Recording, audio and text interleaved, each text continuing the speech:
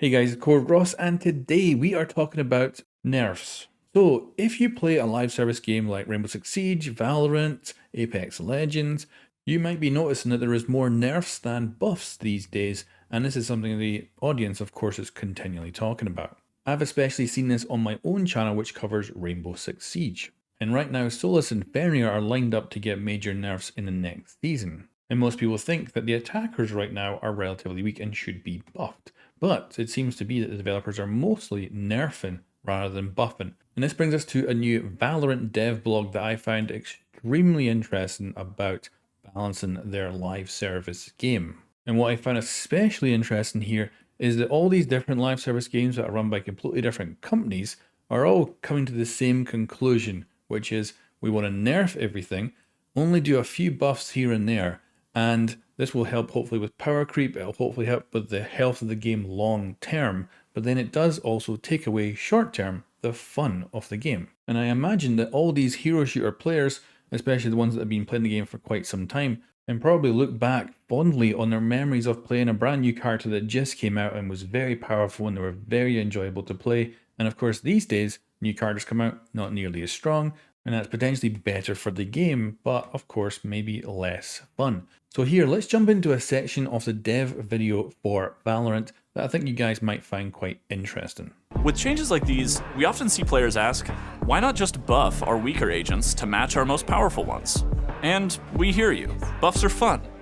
But there are two main reasons why we don't focus on buffing weaker agents as our primary balancing approach.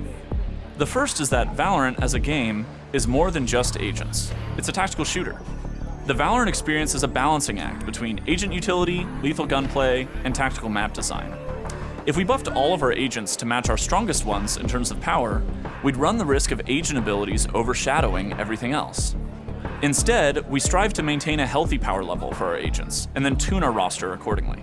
Second, as you all keep playing the game, your aim, creativity, and teamwork keep getting better.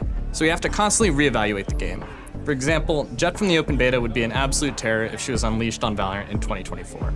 And back then, she was widely considered underpowered. So you have to ensure we're maintaining that balance while also keeping up with the community.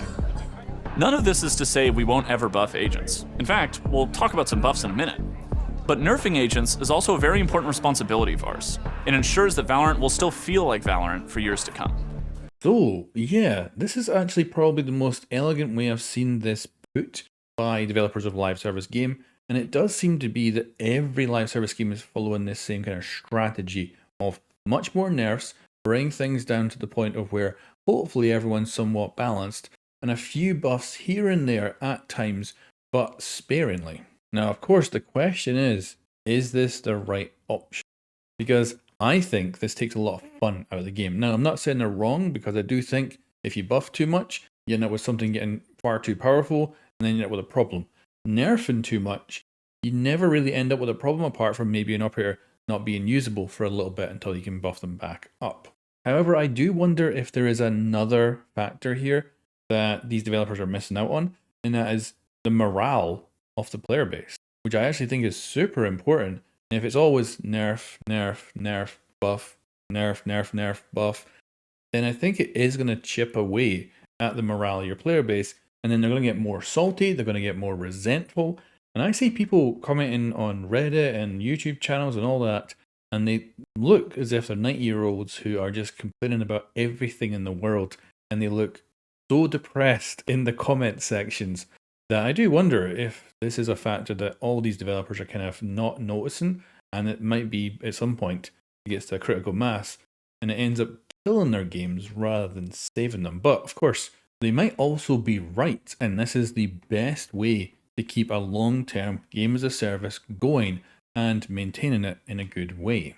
So what I'd love to know in the comment section below is your take on this. Is this a good idea? Is this something you've noticed? And is it good, bad? What's going to happen in the long term with this kind of approach? And it also appears to be everyone with live service, at least successful live service games, are doing this. Anyway guys, thanks for watching, and I'll catch you next time.